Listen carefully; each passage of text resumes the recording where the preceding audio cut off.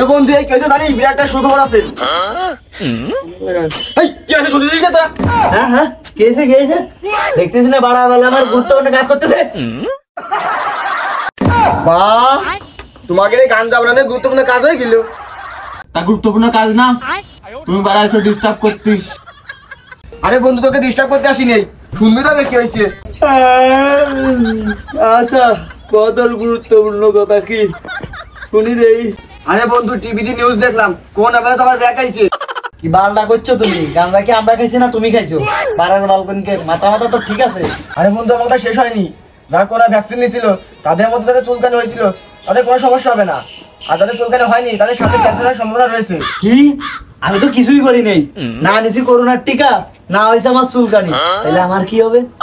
আরে আমাদের কিছু হবে না, যারা গাঁজা খায় তাদের করোনা ধরে না। বাহ আমি তো আগে জানতাম না যে গাঁজা খাই করোনায় ধরে না। তাহলে তো আজ থেকে গাঁজা খাওয়া শুরু করতে হবে। দে বন্ধু দে এক টান দেই। এই নে বন্ধু ধর।